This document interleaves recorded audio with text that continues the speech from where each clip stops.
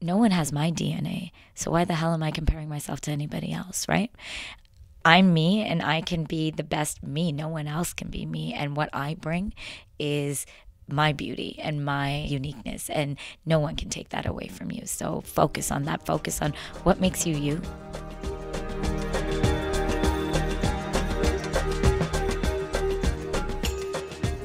I grew up on Bollywood and I grew up singing and dancing. And where can I put the two together? It was in Bombay for me. So I entered a pageant. I won the pageant, won the world pageant, and then I went to Bombay.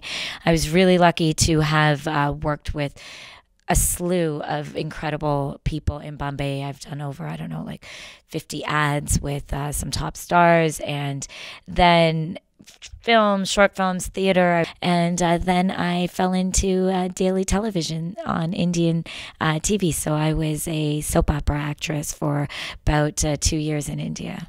People know me because of Saath Nibhana Saathiya. Saathiya, for short, was what the TV show, the daily soap opera, was called, and that was on one of India's like largest channels, Star Plus. So primetime TV, soap opera. It was crazy, actually, you know, because I played like a negative character, and I played like the mean bitchy bahu, daughter-in-law, the mean bitchy daughter-in-law from abroad. And it got people get so into soap operas over there that they really think that it's real. So one time, me and my co-actress, we were just walking down the bandstand, which is like their boardwalk, and we had these aunties come up to us and we're like, oh, okay, wait, I won't say it in Hindi. They were like, oh my God, you guys are so bad. You're doing all these bad things. How dare you do that? And why are you poisoning her? And leave her alone. She's such a good girl. You guys are bad, bad, bad girls. We're like, oh my God, you're about to hit us and we gotta be careful.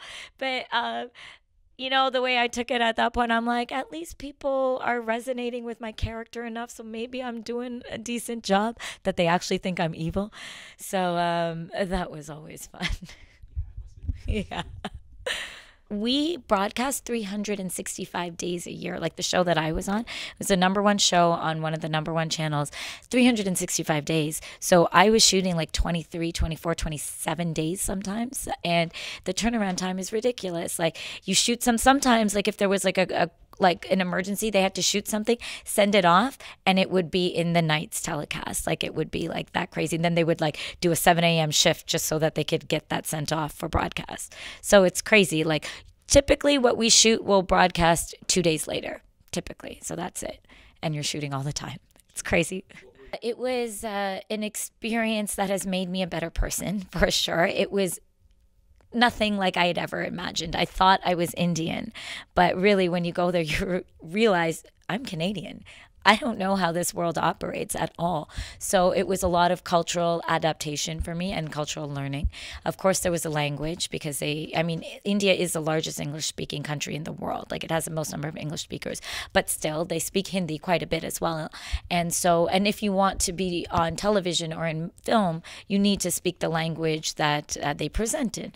So I had to get a diction coach and, you know, learn the language, and that was very different. And it's just a different way that they operate over there.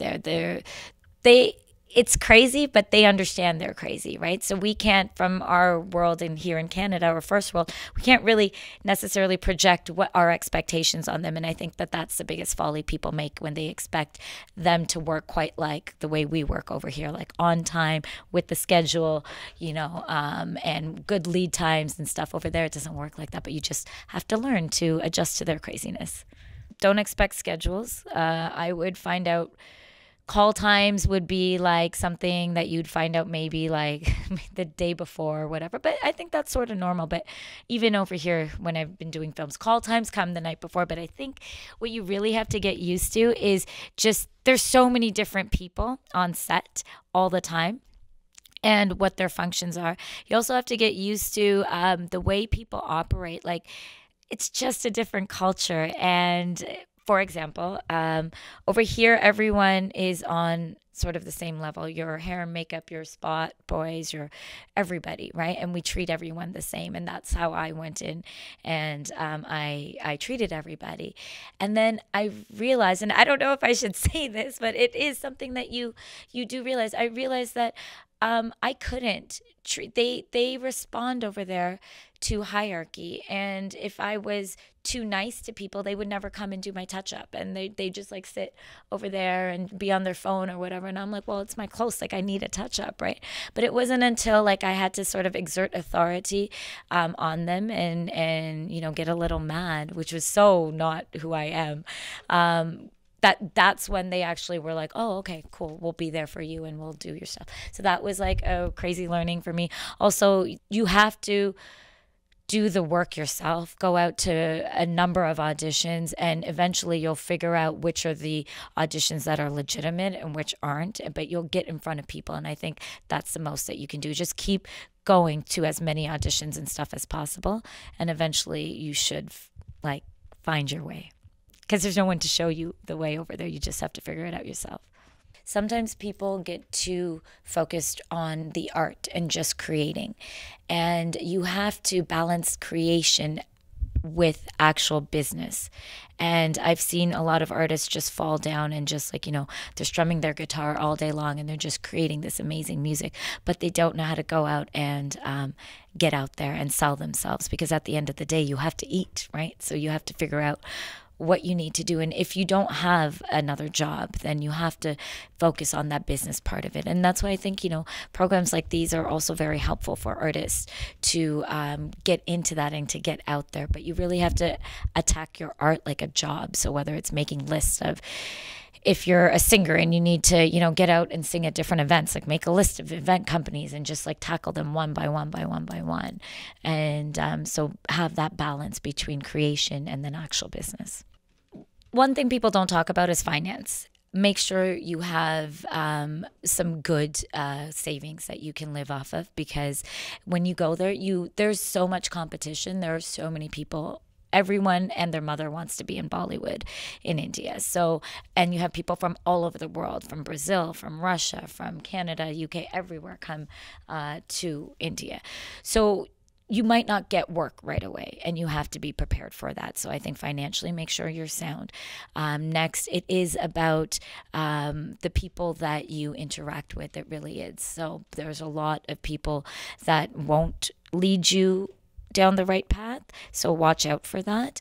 But there are lots of people who are doing great work. It's a great time actually to be in India, because a lot of new interesting projects are coming out of there right now. I have an agent, so okay, she takes care of my acting stuff, right? But as an artist, when you're doing things like spoken word and whatever, I think marketing and getting yourself into the limelight is where a lot of artists, I think, need help, perhaps. And maybe it's like, how do I create a YouTube channel, and how do I, you know, film my videos? What do I need? Like these sorts of things. So to set up the business part of it, I think that's where artists would need help. Hey guys, you're watching Mad. My name is Uppekha, and I'll be performing a piece that will really question what you define as beauty.